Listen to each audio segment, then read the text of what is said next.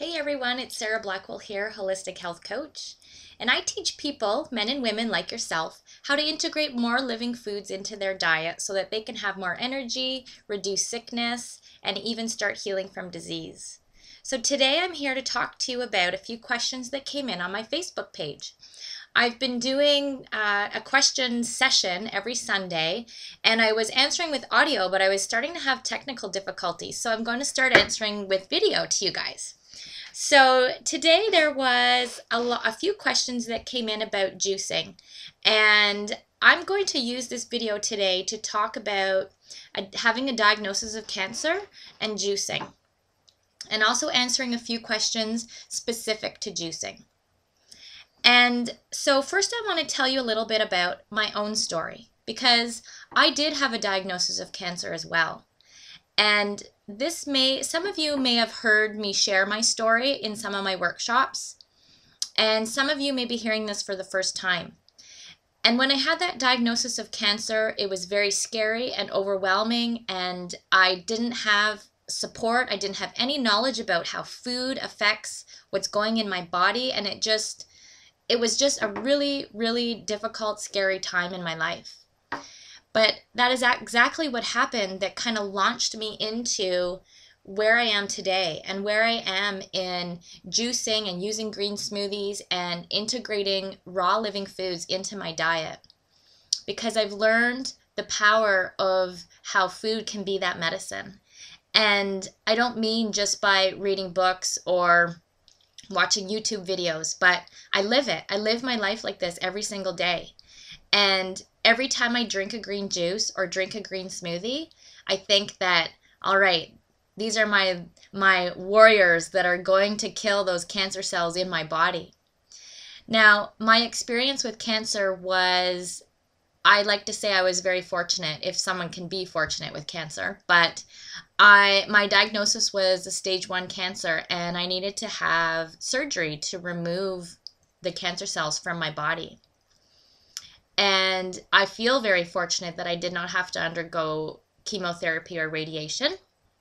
However, I also know that I now have a responsibility to my body and myself, that if I'm going to stay cancer-free for the next 5 years, that I need to really pay attention to what I put into my body. And I want to help people that are dealing with cancer or dealing with any kind of sickness to integrate these healing foods into their diet, because it can make a difference in how you feel physically, how you feel emotionally and spiritually. And so that's what I want to share with you today in this video, is how juicing and green smoothies can really impact your life and make changes that you will see in, a matter of days.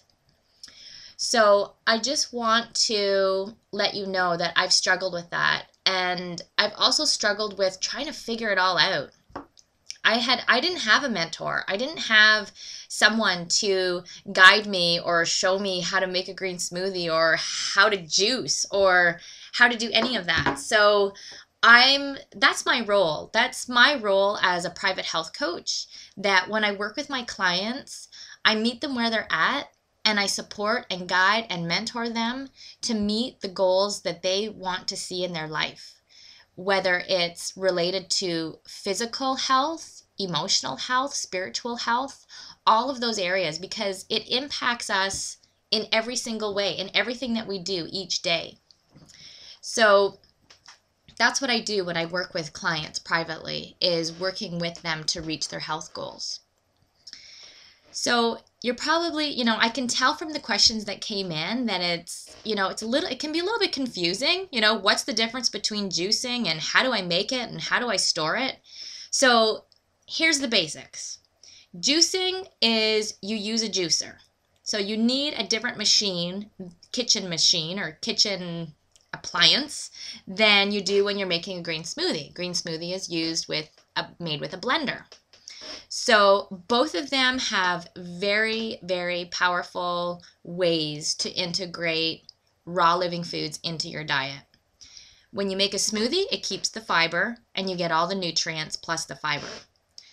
When you're juicing, it removes the fiber and you get to keep all of those phytonutrients. Think of that drink as your liquid vitamin. So there is a difference. Your juice you want to drink within 15 minutes of making it.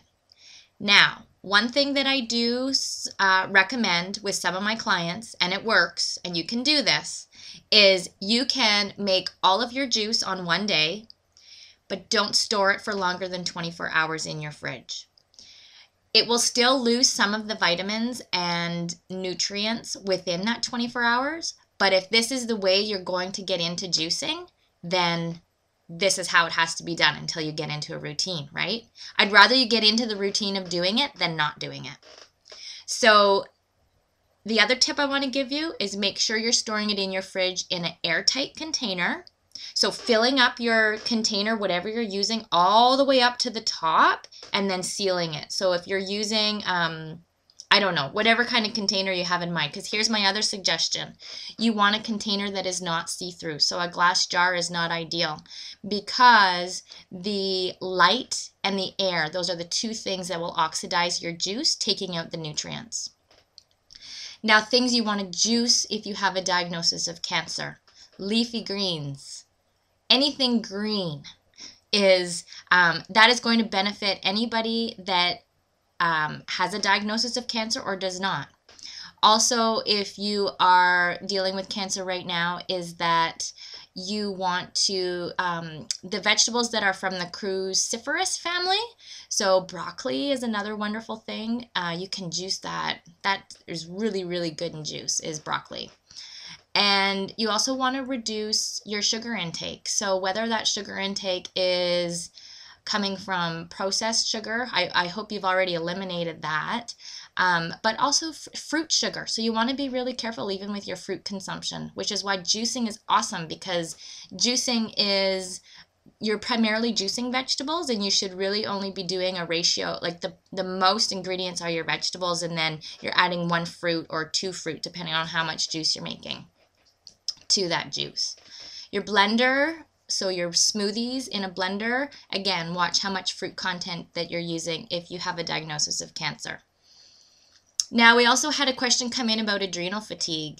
So I deal with adrenal fatigue as well, and I struggle with how that, you know, the tiredness and just this like overall kind of lethargic feeling.